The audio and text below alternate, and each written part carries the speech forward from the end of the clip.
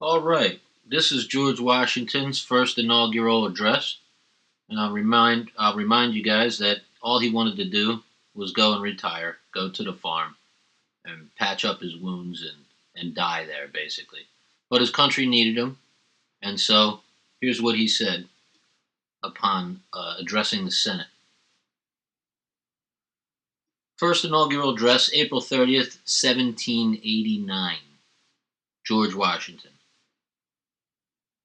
Fellow citizens of the Senate and the House of Representatives.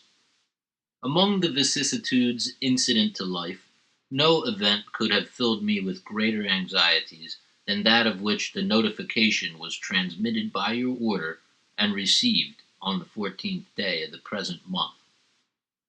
On the one hand, I was summoned by my country, whose voice I could never hear but with veneration and love, from a retreat which I had chosen with the fondest predilection, and in my flattering hopes with an immutable decision, as the asylum of my declining years, a retreat which was rendered every day more necessary as well as more dear to me, by the addition of habit to inclination, and of frequent interruptions in my health to the gradual waste committed on it by time. On the other hand, the magnitude and difficulty of the trust to which the voice of my country called me, being sufficient to waken in the wisest and most experienced of her citizens a distrustful scrutiny into his qualification, could not but overwhelm with despondence one who, inheriting inferior endowments from nature and unpracticed in the duties of civil administration, ought to be peculiarly conscious of his own deficiencies. In this conflict of emotions, all I dare aver is that it has been my faithful study to collect my duty from a just appreciation of every circumstance by which it might be effected. All I dare hope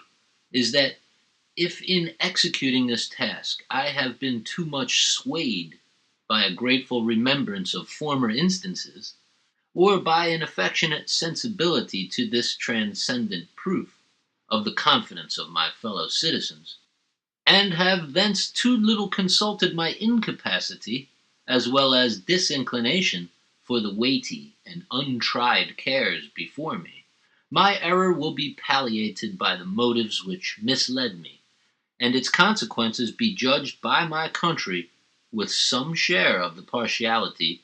in which they originated. Such being the impressions under which I have, in obedience to the public summons,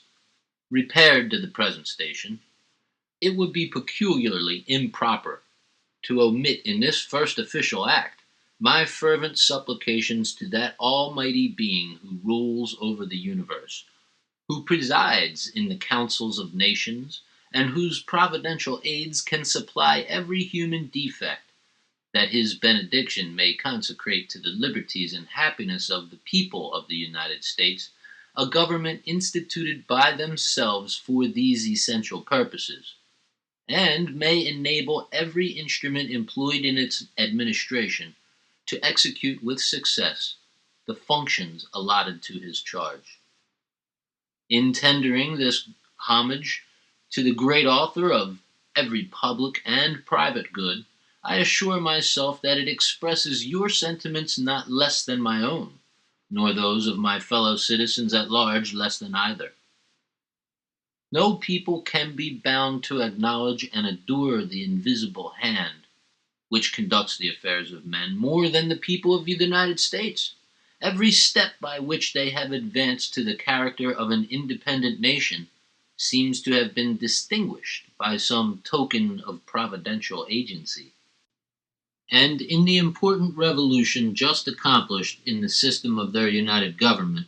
the tranquil deliberations and voluntary consent of so many distinct communities from which the event has resulted cannot be compared with the means by which most governments have been established without some return of pious gratitude along with an humble anticipation of the future blessings which the past seemed to presage.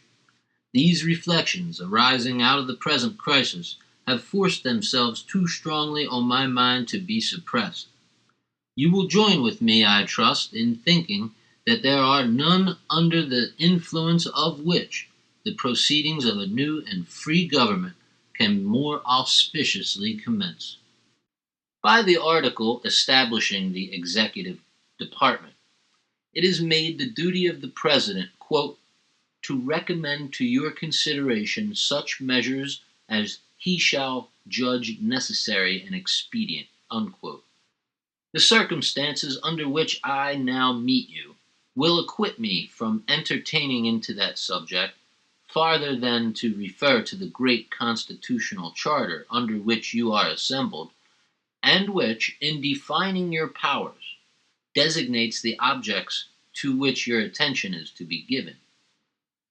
It will be more consistent with those circumstances and far more congenial with the feelings which actuate me to substitute, in place of a recommendation of particular measures,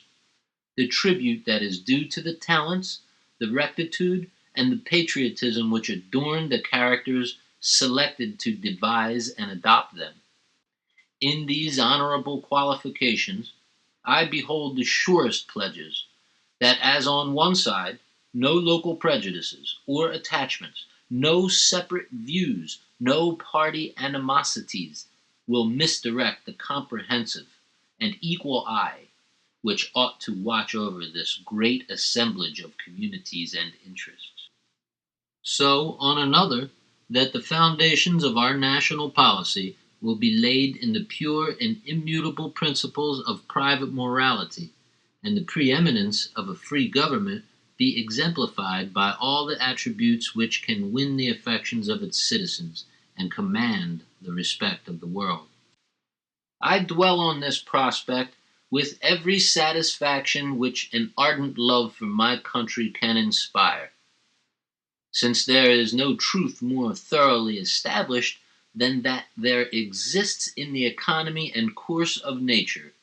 an indissoluble union between virtue and happiness, between duty and advantage, between the genuine maxims of an honest and magnanimous policy and the solid rewards of public prosperity and felicity. Since we ought to be no less persuaded that the propitious smiles of heaven can never be expected on a nation that disregards the eternal rules of order and right, which heaven itself has ordained,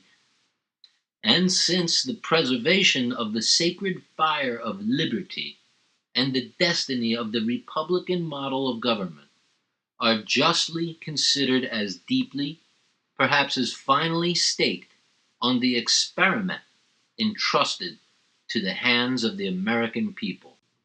Besides the ordinary objects submitted to your care, it will remain with your judgment to decide how far an exercise of the occasional power delegated by the fifth article of the Constitution is rendered expedient at the present juncture by the nature of objections which have been urged against the system, or by the degree of inquietude which has given birth to them. Instead of undertaking particular recommendations on this subject,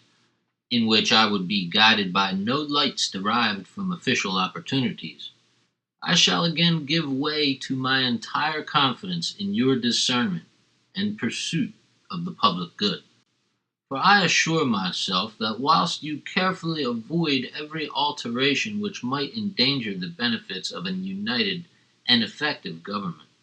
or which ought to await the future lessons of experience, a reverence for the characteristic rights of freemen and a regard for the public harmony will sufficiently influence your deliberations on the question how far the former can be more impregnably fortified, or the latter be safely and advantageously promoted. To the preceding observations I have one to add, which will be most properly addressed to the House of Representatives. It concerns myself, and will therefore be as brief as possible. When I was first honored with a call into the service of my country, then on the eve of an arduous struggle for its liberties. The light in which I contemplated my duty required that I should renounce every pecuniary compensation. From this resolution I have in no instance departed, and being still under the impressions which produced it, I must decline as inapplicable to myself any share in the personal emoluments which may be indispensably included in a permanent provision for the executive department, and must accordingly pray that the pecuniary estimates for the station in which I am placed may, during my continuance in it, be limited to such actual expenditures as the public good may be thought to require. Having thus imparted to you my sentiments as they have been awakened by the occasion which brings us together, I shall take my present leave, but not without resorting once more to the benign parent of the human race, in humble supplication that since he has been pleased to favor the American people with opportunities for deliberating in perfect tranquillity and dispositions for deciding with unparalleled unanimity on a form of government for the security of their union